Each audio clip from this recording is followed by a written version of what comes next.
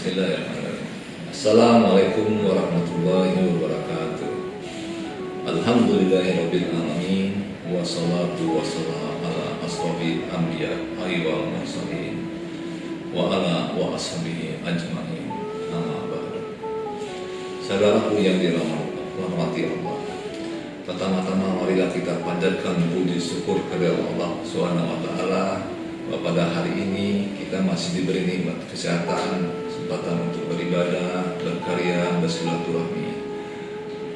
Pada hari ini kita telah mencapai pada bulan suci Ramadan tahun 2021. Maka kita masih diberi nikmat kesempatan untuk menikmati keimanan kita dan kenikmatan untuk beribadah, bertakwa kepada Allah Azza wa Jalla, sehingga kita mampu melaksanakan ibadah pada bulan Ramadan tahun ini. Salawat dan salam tidak lupa kita kirimkan ke Nabi besar Muhammad SAW, di mana beliau telah mengantarkan kita umat manusia dari peradaban yang jahiliyah menuju peradaban yang hidup yang terang benderang dengan kemajuan ilmu pengetahuan dan teknologi yang telah kita nikmati saat ini. Semoga kita semua termasuk hambanya yang taat, yang berhak mendapatkan syafaat di hari akhir kelak. Pada kesempatan ini, izinkan saya menyampaikan salah satu hadis Nabi yang diriwayatkan oleh Imam Abu Daud, Imam At-Tirmizi, dan Imam Ibnu Abbas yang mengatakan 4 golongan manusia yang dirindukan surga. Surga adalah tempat di mana semua keindahan, kenikmatan, kenyamanan ada. Tempat di mana semua kebahagiaan yang kekal abadi, yang hanya dihuni dan di Allah sediakan bagi hamba-hambanya yang taat kepadanya selama hidup di dunia. Setiap orang akan menambahkan akan surga, karena di sana kenikmatan Allah berikan kepada seluruh penghuni surga, suatu kenikmatan yang tidak bisa tergambarkan oleh akal pikiran manusia. Namun surga hanya disediakan Allah bagi hamba-hambanya yang beriman dan bertakwa kepada Allah Ta'ala. Setiap orang merindukan surga, mendambakan surga.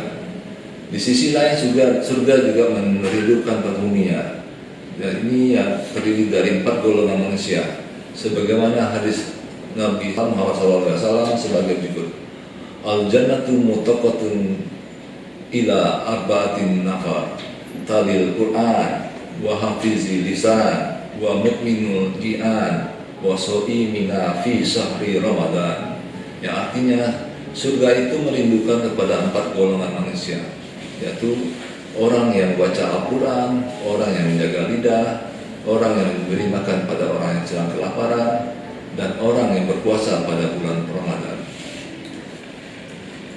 Yang pertama yaitu orang golongan talil Quran, atau orang yang senantiasa membaca Al-Quran. Al-Quran adalah kalam Allah yang Allah wahyukan kepada Nabi Muhammad SAW untuk disampaikan kepada umatnya. Al-Quran merupakan pedoman hidup bagi umat muslim dan bernilai pahala bagi setiap yang membacanya. Setiap huruf yang kita baca akan diberikan 10 kebaikan. Bisa kita bayangkan jika kita membaca 1 juz dalam 1 hari, hadirin yang insya Allah diberkahi Allah. Maka pada bulan Ramadan ini, di mana di dalamnya terdapat ribuan rahmat, maghfirah, ampunan Allah Azza wa Jalla, marilah kita perbanyak membaca Al-Quran, kita pahami dan kita amalkan agar kita selalu berada di jalan yang ridha Allah, sehingga kita mendapat syafaat di yaumil qiyamah. Golongan kedua adalah hafiz lisan, orang yang selalu menjaga lisannya. Sebuah pepatah mengatakan bahwa lidah lebih tajam daripada pedang. Di sini dapat kita simpulkan bahwa kesalahan dalam berucap dapat berakibat lebih buruk daripada lukanya pedang. Kata-kata yang tidak terkontrol dapat melukai hati saudara kita, tetangga, teman, ataupun orang sekitar kita. Pada bulan Ramadan ini merupakan latihan bagi kita untuk menjaga lisan dengan banyak perkataan yang positif dan baik, tidak membicarakan perkara yang sia-sia. lebih banyak berzikir dan mengharapkan ridho dari Allah Subhanahu wa taala. Golongan yang ketiga adalah orang yang selalu memberikan makan kepada orang kelaparan. Di sini maksudnya adalah bahwa memberikan kepada orang-orang yang tidak mampu. Pada harta yang kita peroleh terdapat hak-hak mereka yang tidak berkecukupan. Menyisihkan sebagian harta untuk diinfakkan atau disedekahkan kepada orang yang membutuhkan seperti anak yatim, orang yang terlantar, fakir miskin, insya Allah tidak akan membuat kita kekurangan. Hal ini menghindarkan kita dari cap pendusta agama, sebagaimana firman Allah SWT dalam Quran surat Al-Ma'un ayat 1-3. Bismillahirrahmanirrahim. Ara'aital ladzi yukadzibu bid-din. Tahukah kamu orang yang mendustakan agama? Fadzalikal ladzi yad'ul yatim. Maka itulah orang yang menghardik anak yatim. Wala ya'uduhu ala ta'amil miskin. Dan tidak mendorong memberikan makan orang miskin. Dengan menyisihkan harta dan rezeki yang kita peroleh kepada yang membutuhkan, diharapkan rezeki tersebut diberkahi Allah dan diharapkan menambah ketakwaan kita kepada Allah.